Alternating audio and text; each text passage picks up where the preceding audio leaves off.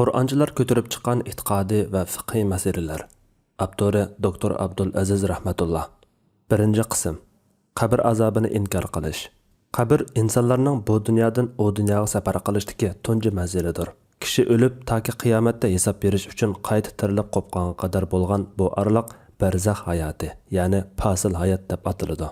Barzax hayoti dunyo hayoti bilan oxirat hayotini ayirib turadigan o'tkinchi hayot olami bo'lg'achqa barzax olami deb ataladi. Demak, jami insonlar vafot bo'lgandan keyin ikkinchi qatim surchilanib, qiyomat qoyim bo'lguncha barzax hayotida turadi. Surchilangan hamon ular qabrlardan chiqib Parvardigori tarafga yuguradi. Yasin surasi 51-oyat. Bu hayotga iymon keltirish iymonning 6 asosining biri bo'lgan oxirat kuniga ishonishning bir parchasidir. Allah Taala mundaq degan: ularning, ya'ni kafirlarning biriga o'lim kelsa aytidiki, Parvardigorim, meni dunyoga qaytargan. Men qo'yib kelgan mol-mulkim bilan yaxshilik qilishim mumkin. Uning dunyoga qaytishi mumkin emas. U cho'qim shu so'zni qilg'uchidir. Ular qabrlardan turg'izilgan kunga qadar ularning oldida ularni dunyoga qaytishdan to'sadigan bir to'sma bo'ladi. Mu'minun surasi 99-100-oyatlar.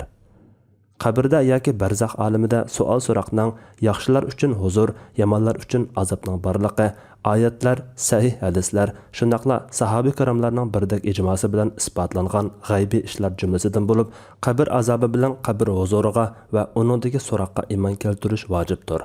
Bu islomning dastlabki davri bo'lmish asr saodatda hamma birdek e'tiqod qilib kelgan aqida bo'lib, faqat xavorijlarning atalmish Qur'ondan hukm elish, hadisni rad qilish qoidasi bo'lg'achqa, Qur'on oyatlarini bir taraflama tushunib olish xohishi bo'yicha ba'zi oyatlarda xil aniq, ba'zi oyatlarda imo ishoralik isbotlangan. Ammo hadislarda bakli aniq va mazmuni mutawatir darajada isbotlangan, butun sahobalar birdek ijmo qilgan, jami ahli sunnat va jamoaning aqidasi bo'lgan barzax hayotini jahillarcha inkor qilgan. Sahoba qotillari bo'lmish xavorijlarning hadisni rad qilishining sababi ularning sahih hadislarni Qur'onga yoki boshqa hadislarga yoki aqlga zid deb qarab olganligi bo'lib, ular Qur'on bilan kifoyalanish bahonasi bilan nurg'un ahkamlarni inkor qilib ozg'unlikqa patgan. İmam Ash'ari xavorijlar qabr azobi yo'q, hech kim qabrda azoblanmaydi deb qaraydi degan. İmam Ibn Hazm qabr azobini inkor qilish biz uchratgan xavorijlarning qarshidir degan. Qabr azobini yana İmam Qurtubi bayon qilgandek, dinsiz faylasuflarning yo'lini tanlagan musulmonlar orasidan chiqqan dinsizlarmi inkor qilgan. Yaqinqi va hozirgi davrlardagi xavorijlardan bo'lmish Qur'onchilar toifasi yangi bir qarashni o'ttirg'a qo'ya olmasdan ana shu qadimgi xavorijlarning qarashini bozorga solgan va hammasi birdek qabr azobini va barzax olamini butunlay inkor qilgan. Alayliq Hindiston Qur'onchilaridan Hafiz Muhammad Aslam Jayrachipuri barzax olami o'liklar olami bo'lib, uningda qandaqdir ma'lum shaklda hayotliq yoki idrok yo'qdir degan. Ulardan yana G'ulam Ahmad Parviz Qur'on Karim ro'yiga asosan qabrning haqiqati yo'qdir. Chunki u o'lik jasadning dafnigohi bo'lib, jasadning sirtda qolgandagi sasiqchilikdan tashqi muhitni saqlaydigan joydir. U hargizmi so'roq va azob joyi emasdir. Chunki qabrga dafn qilingan jasadda hayotlikmi, tuyg'umi yo'qdir degan. Hozirgi davrda arab va boshqa millatlardan chiqqan Qur'onchilarmi qabr azobini butunlay inkor qilmoqda. Texi ba'zilari bu vaqtda maxsus kitobmi yozgan. Qabr azobining dalillarini bayon qilishdan burun ikki nuqtani eskartib o'tish kerak. Biri, qabr azobi deganimizda vafot bo'lgan inson qabriga mayli ko'milsin yoki ko'milmasin, barzax hayotidagi azob ko'zda tutiladi.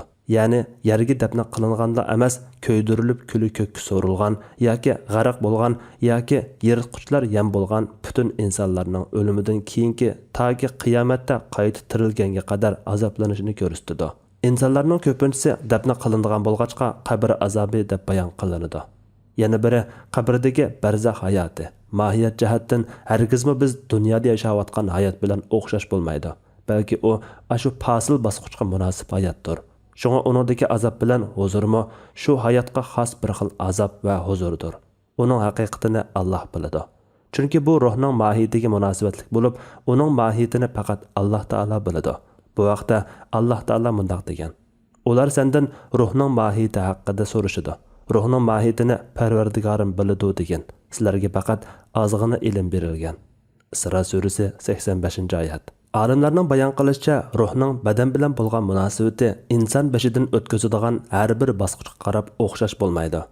Inson qo'rsaqdagi to'ralmaga ruh puvlanganda bir xil hayotda, tug'ilganda bir xil hayotda, uxlaganda bir xil hayotda bo'ladi.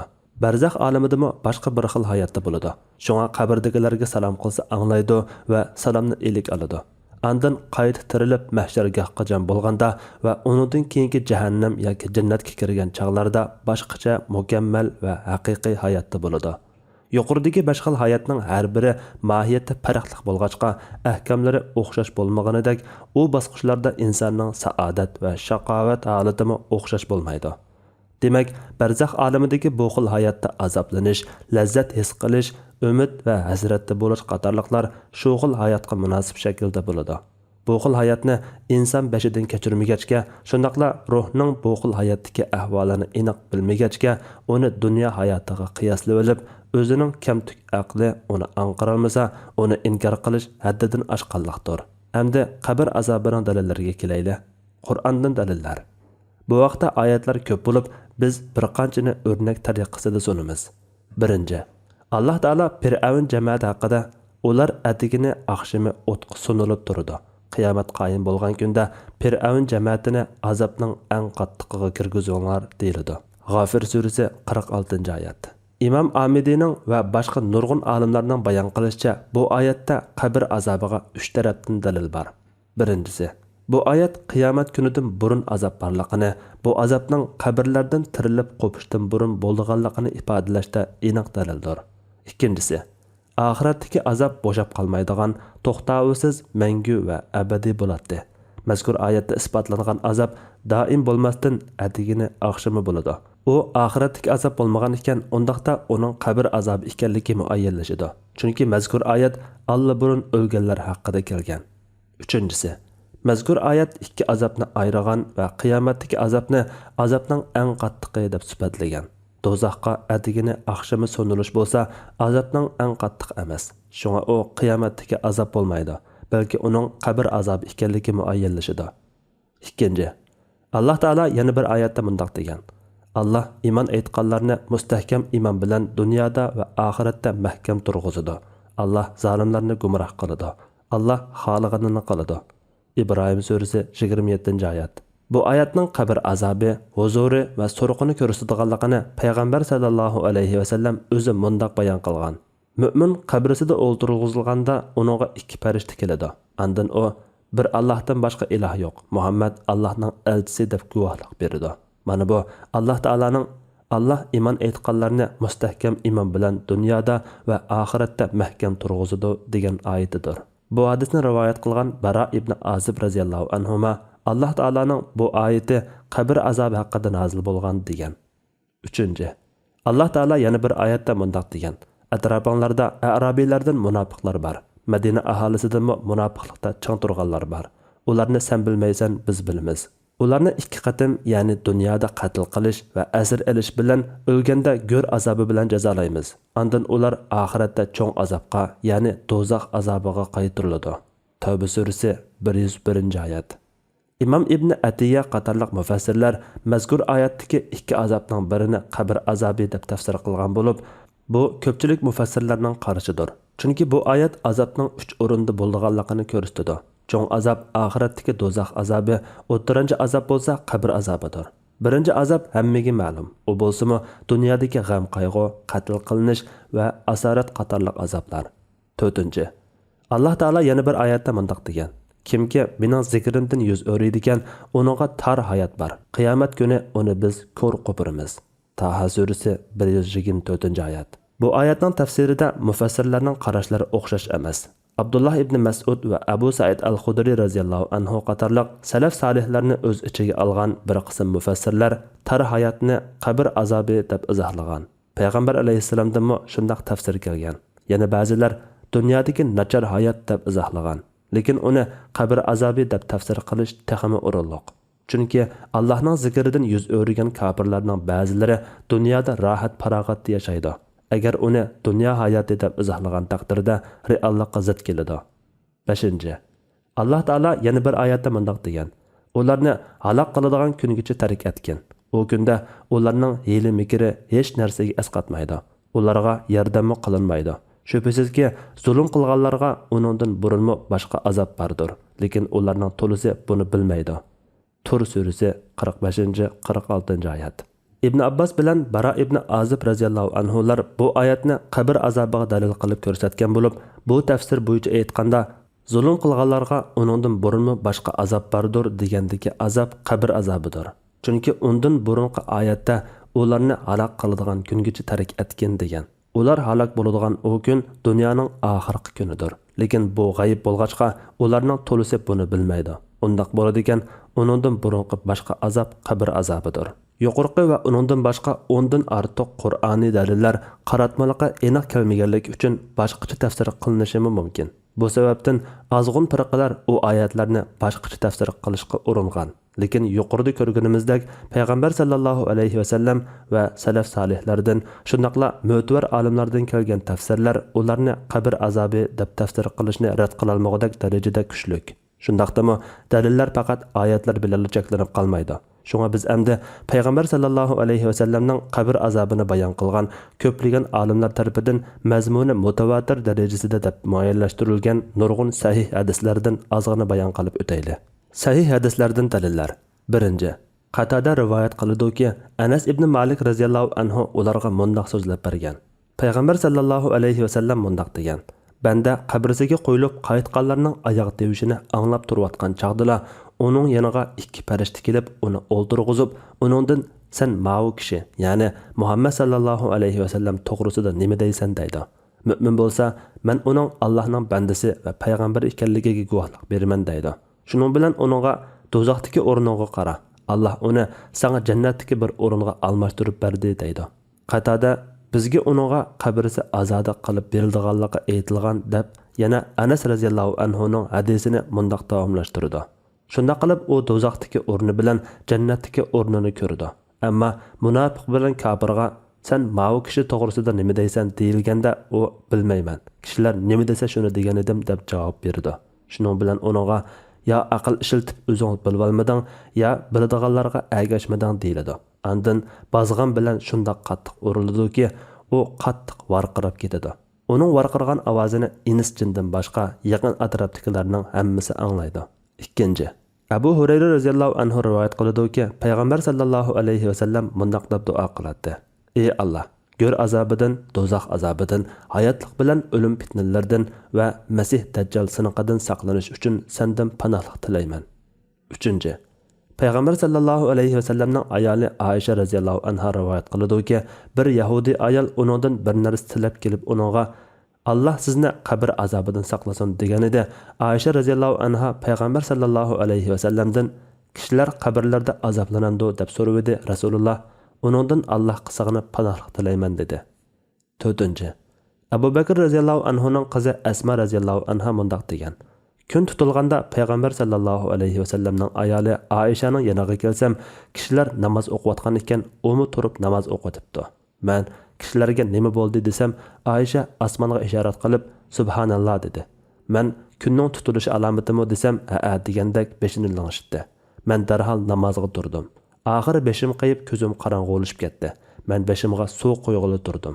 Rasululloh sallallohu alayhi va sallam namozdan farigʼ bo'lib, ulug' Allohga minnatdorlik bildirib, hamd sana aytgandan keyin mundaq dedi: Men ilgari ko'rib boqmagan shaylarning hammasini, hatto jannat bilan do'zaxni mushu o'rnimda ko'rdim.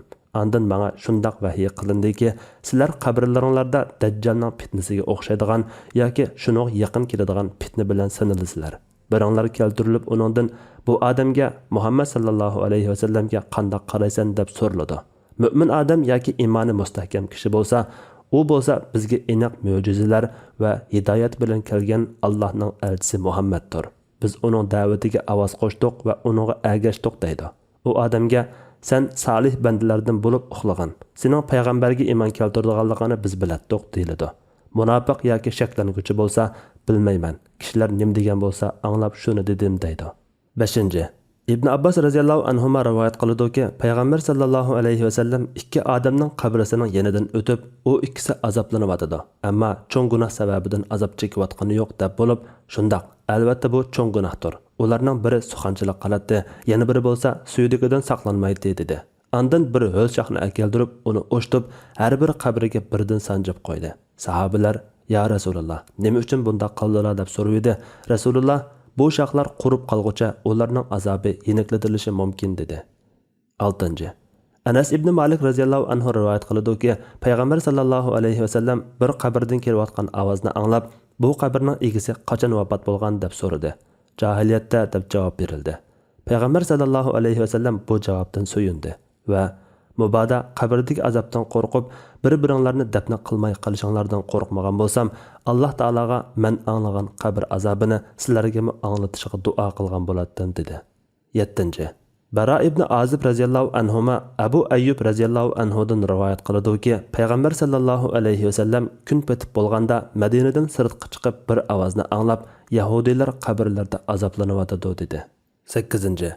Xolid ibn Said ibn As radhiyallohu anhuning qizi Amma Ummu Xolid radhiyallohu anha o'zining Rasululloh sallallohu alayhi vasallamning qabr azobidan panoh tilayotganligini anglaganligini rivoyat qilgan. Ibn Umar radhiyallohu anhuma rivoyat qiladi-ki, Rasululloh sallallohu alayhi vasallam o'liklar tashlangan quduqqa nazar tashlab, "Sizlar Rabbinglarning va'da qilgan narsasining haq ekanligini bildinglarmi?" dedi. Shuning bilan Rasulullohga "O'liklarga gap qilyapamlar" deyildi. Rasululloh: "Ular sizlardanmi obdarroq anglaydi, lekin javob qaytara olmaydi" dedi. 9. Ali radhiyallohu anhu mundaq degan: Ahzab g'azoti bo'lganda Rasululloh sallallohu alayhi vasallam Allah ularning uylarini va qabrlarini o'tqa to'shqizib o'tgay. Ular bizni kun o'ldirg'uchilik o'ttira namoz, asr namozini o'qitmay avara qildi dedi.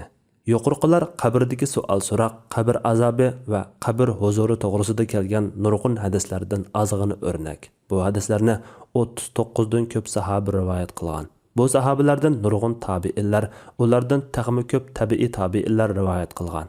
İslam ümmeti bu hadislardagi qabrdagi savol so'roq, qabr azobi va qabr huzurini aqida deb qabul qilgan.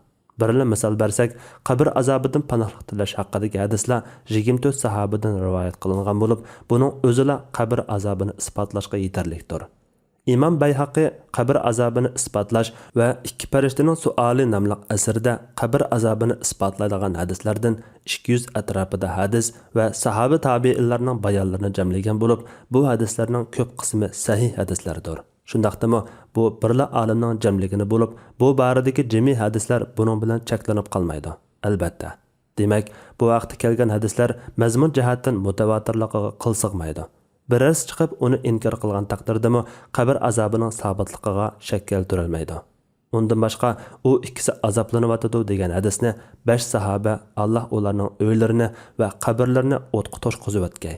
Ular bizni kun o'ltirg'uchilik o'ttira namoz, asr namozni o'qitmay avara qildi degan hadisni 6 sahoba rivoyat qilgan. Boshqa hadislarmi shundoq. Ijmoiy bayon.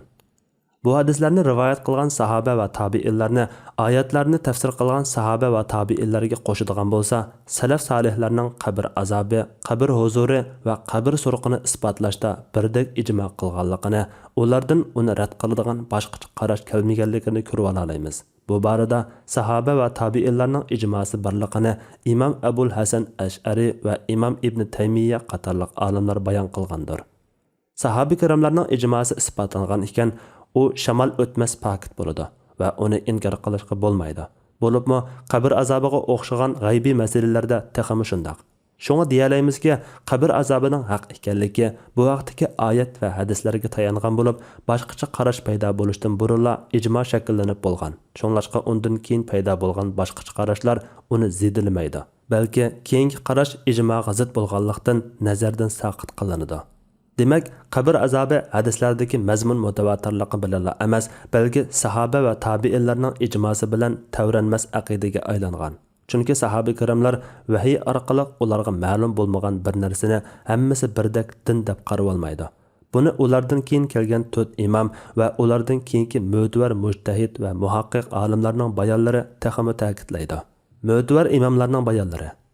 Imom Abu Hanifa bu vaqtda mundaq deydi: Munkar bilan nakarning qabrda so'roq so'rashi haqdir.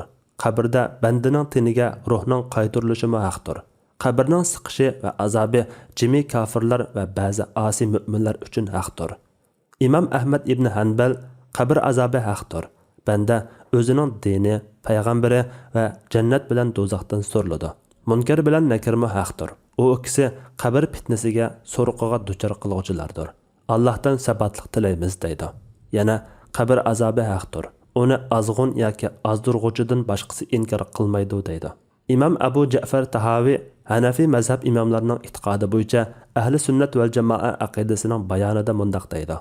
Biz yana payg'ambar sallallohu alayhi va sallamdan va sahoba kiramlardan Alloh ularning hammasidan rozi bo'lg'ay. Kelgan xabarlar bo'yicha loyiq bo'lganlarga qabr azobi borligiga, munkar bilan nakir qabrda meyitdan parvardigori, dini va payg'ambari to'g'riliq savol so'rashiga iymon etamiz. Qabr jannat bog'chalaridan bir bog'chidir yoki do'zax azgallaridan bir azgaldir.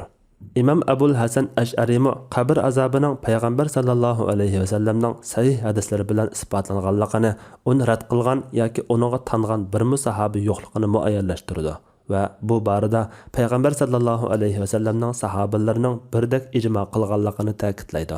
Shundaqla ahli sunnat va salaf solihlarning qabr azobi borligiga dalil qilgan oyatlarni dalil keltirdi. İmam Abu Hamid G'azali qabr azobini shariatning kaskin dalillari isbotlagan bo'lib, payg'ambar sallallohu alayhi va sallamdan va sahoba kiramlardan duolarda uningdan panohlik tilganligi mutawatir darajada kelgandir. Ham u mumkin ishlardan bo'lib, uning mumkinligi aniq. Shunga uninga ishonish vojibdir degan. İmam Qurtubi mundaq deydi: Qabr azobi bilan uningdagi so'roqqa iymon keltirish vojibdir. Rastchil zot bizga xabar qilgan bo'yicha uninga ishonish lozimdir. İmam Navavi ahli sunnatning tutgan yo'li qabr azobi bor deb e'tiqod qilishdir. Qur'on va hadislarning mazmuni buni birlikda isbotlagandir deydi. İmam Ibn Taymiya mundaq deydi: Payg'ambar sallallohu alayhi va sallam xabar bergan o'limdan keyin bo'ladigan ishlarning hammasiga iymon keltirish, oxiratga iymon keltirishning jumlasidan bo'lib, qabr fitnasi, ya'ni so'riqi, azobi va huzuriga iymon keltiriladi. Sabit Damullam Abdulbaqi o'g'limi qabr azobi to'g'risida bu vaqtdagi savollarga dalillar bilan mundaq javob bergan. 31-savol. O'lik go'rda turg'izilib, uningdan ikki farishta savol qilarmi? Javob. O'lik go'rda turg'izilib, ikki farishta uningdan savol qilar. Ular: Parvardigorimiz, bizni ikki qatim o'ltirib, ikki qatim tirildirding. Biz gunohimizga iqror qildik. Endi chiqish yo'li bormi deydi. G'ofir surasi 11-oyati isbotdir. O'lik go'rga ko'milganda munkar, nakir atliq ikki farishta go'rga kirdilar. O'likning hamma a'zosiga yoki yuqorqi yarmiga jon kiradirlar. Uningga savolni tushunib javobga qodir bo'lgudek darajada aql va his idrok berildi. O ikki farishta o'likni o'ltirg'izib, Parvardigoring kimdir, payg'ambaring kimdir va dining nimadir deb savol qilirlar.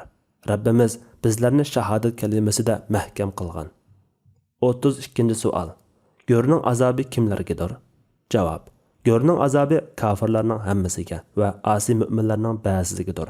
Ularni ikki qatim jazolaymiz.